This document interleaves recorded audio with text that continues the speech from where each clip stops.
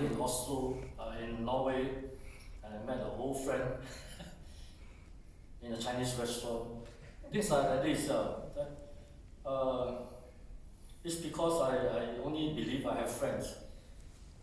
Life is too short to have enemies. so, so Dr. Vivian Balakrishnan, Minister for Foreign Affairs and Minister in charge of Smart Nation Initiative, distinguished guests, friends, colleagues, ladies and gentlemen, I feel very honored by your presence this morning at this official launch of the book, Leading with IT, Lessons from Singapore's First CIO. A book which I hope will be useful to the IT and business community. When a group of us from the School of Computing of the National University of Singapore was engaged by a large Vietnamese bank 2 years ago to do a consultancy project to transform the bank into a data-centric organization, we discovered that we need to help them get the fundamentals of data governance right before they can be a data-centric organization. And then, even more fundamentally, we discovered that they also need to get their IT governance right.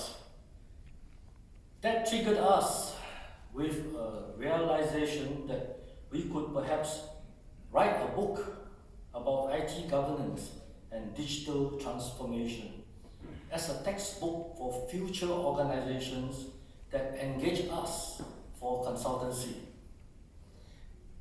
It also dawned on us that what I learned in my early days of being the CIO at the Housing and Development Board are strangely still relevant even today. Some things seem like do not change despite great strides made in technological advancement. In the early days of being the CIO, I penned many of my thoughts and on-the-job knowledge onto paper and got them published in the Straits Times supplement called Computer Times. I think Minister used to read my articles explaining why it was important to manage IT so that organizations and eventually everyone benefits. Singapore, being a country with scarce resources, has chosen to adopt a technological approach to building our economy. As investment in information technology is expensive, it was therefore imperative that organizations harness the best of the technology through good IT governance. As they say, power without control is nothing. So I think we understood that from very, very early days. So my articles touch, therefore, on the soft skills required to make IT work for organizations. Little did I realize that what we have been practicing in Singapore in large organizations have suddenly found relevance in smaller organizations that have been forced to digitalize their operations as a result of the pandemic and as a result of digital disruptions. And the Vietnamese tour has also made me realize that what many of us took for granted will be very instructional for regional countries which are now beginning to also digitalize. Naveen just now jokingly said more than region, it's global. I hope so.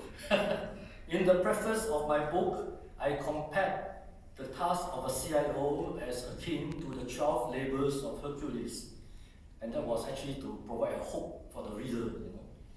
Actually, it is a little simplification, as the job of a CIO today is definitely many times the labor of Hercules. It is so onerous that the job of the CIO is now further subdivided into roles like the CISO, the Chief Data Officer, the Chief Innovation Officer, the Chief Technology Officer, Chief Privacy Officer, and so on and so on. I think new terms are being invented. As technology progresses further, more roles will be created. But ultimately, it is still the CIO that is responsible for bringing everyone together, much like a conductor in an orchestra. Only the music pieces are now becoming more complex. So I hope you will find the book both entertaining and instructional, and I thank the Minister for taking time off to grace the occasion and to all of you for supporting me. I also want to thank Dr. Tan Chin Nam. Unfortunately, due to last-minute engagement, Dr. Tan unable to come here. He wrote the foreword, which gives us a glimpse into the early days of computerization in Singapore.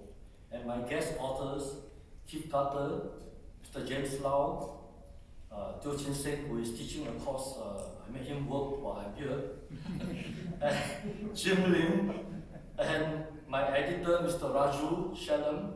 And finally, I want to express my gratitude to Mr. Naveen Kumar, CEO of Nitro Infotech, who was an early believer in the relevance of my book. When I told him that I'm going to write a book, without even knowing what I was going to write, he said, I will buy 1,000 copies. So and that made the Wiley publisher, very excited, because we told them already got 1,500 orders. so they went ahead and fast-tracked our book. Yeah, and actually we wrote the book in 6 months, and Wiley took 1.5 months to publish it, a record for them. Yeah. And also thank Naveen for deciding not only to buy 1,000 books, but to organize a launch to celebrate the completion of this book. So ladies and gentlemen, thank you for your presence. Thank you very much.